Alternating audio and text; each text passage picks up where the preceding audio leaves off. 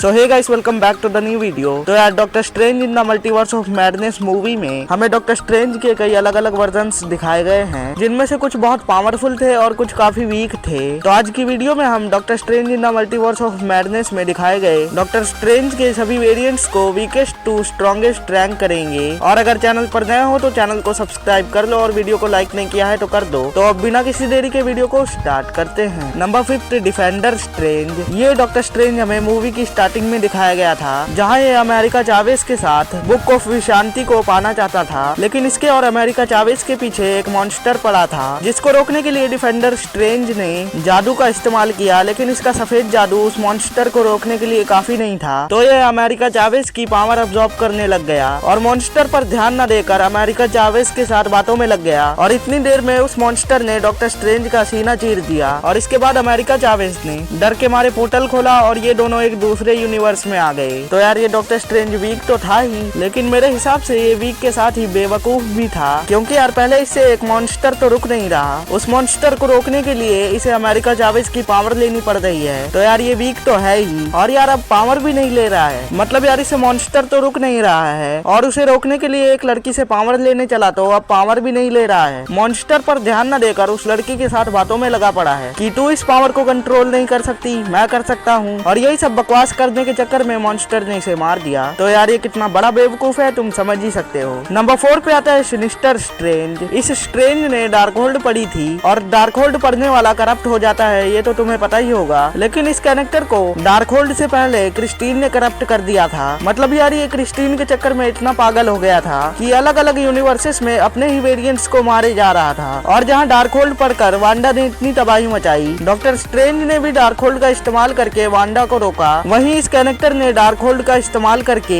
अपना ही यूनिवर्स बर्बाद कर लिया। और जब इसकी फाइट अपने मेन यूनिवर्स वाले डॉक्टर स्ट्रेंज के साथ हुई, तब भी यार क्या गधों की तरह लड़ रहा था। और फिर काफी देर तक फाइट करने के बाद ये कैरेक्टर अपने सैंटम से नुकीले फेंस पर गिर गया और मर गया। लेकिन यार मरने के बाद भी इसके पता नहीं क्या दिक्कत हुई कि इसकी दोनों मेन आंखें बंद हो गई और तीसरी आंख खुल गई। ये कैरेक्टर डार्क होल्ड पढ़ने के बाद भी गिरकर मर गया, तो तुम समझ ही सकते हो ये कितना वीक था। नंबर 3 पर आता है ज़ॉम्बी स्ट्रेंज। असल में व्हाट इफ वाला ज़ॉम्बी स्ट्रेंज नहीं है, असल में ये ज़ॉम्बी ही नहीं है। ये वाला स्ट्रेंज असल में डिफेंडर स्ट्रेंज है, क्योंकि जैसा हमें मूवी में दिखाया गया था, जब मूवी की शुरुआत में अमेरिका चावेज डर के मारे पोर्टल खोलती है तो वो और डिफेंडर स्ट्रेंज एक दूसरे यूनिवर्स में आ जाते हैं। और जिस यूनिवर्स में वो आते हैं वो अपना मेन यूनिवर्स ही होता है, यानी कि वो लोग अर्थ 616 पर आ जाते हैं, जहाँ पर अपने original doctor strange defender strange की डेड बॉडी को एक जगह पर दफना देते हैं। लेकिन मूवी के एंड में डॉक्टर स्ट्रेंज को मेन यूनिवर्स की अर्थ पर अपने एक वेरिएंट की जरूरत होती है, क्योंकि डॉक्टर स्ट्रेंज एक दूसरे यूनिवर्स में होते हैं और उन्हें स्वप्न यात्रा करनी होती है। तो वो अर्थ 616 पर दफनाए डिफेंडर स्ट्रेंज की बॉडी को कंट्रोल कर लेते हैं। और फिर कुछ डार्क सोल्स को अब्सॉर्ब करने के बाद